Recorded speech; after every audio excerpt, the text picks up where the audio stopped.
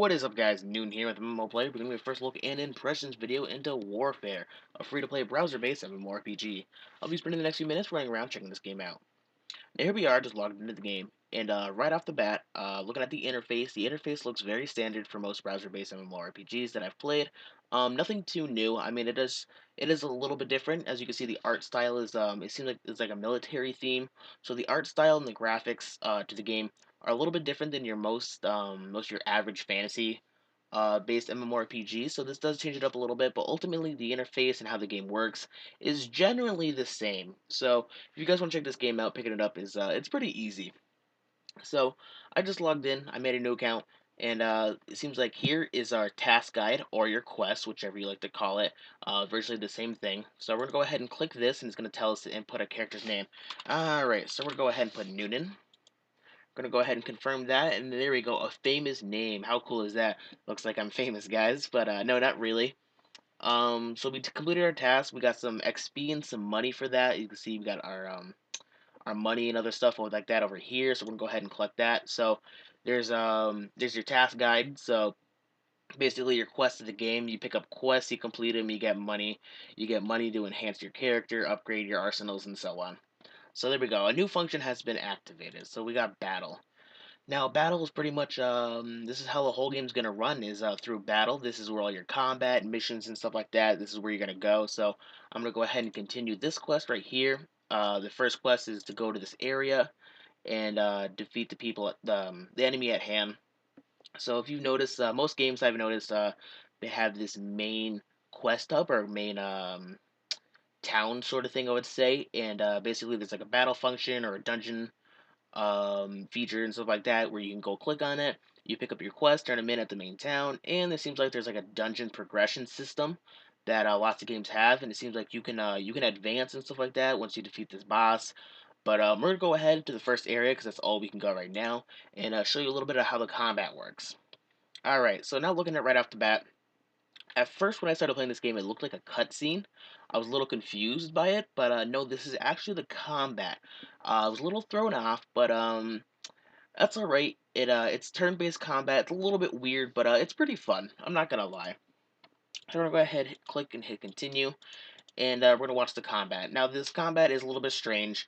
I thought it was a cutscene, and basically, there's no skills or anything you use.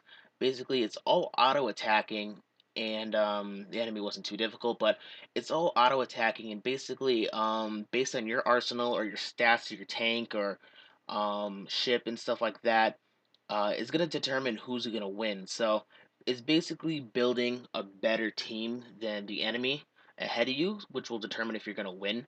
So that's pretty much the combat for you guys. We're gonna go ahead, hit end. We completed that quest. Give it a few seconds, it'll pop up. We'll turn this one in. But that's pretty much how the combat and questing goes for this game. So we're gonna go ahead, hit this. Seems like we completed our task. Go ahead and collect the rewards, and we're gonna pick up the next task at hand. So there we go. Now we defeated this first one. I told you it has like this dungeon progression system. I don't know how it's gonna go over here, but we're gonna go ahead and go on over to the next area. We're gonna go ahead and hit start there. Now, what's cool about this game, what I did like it, is it's not all tanks.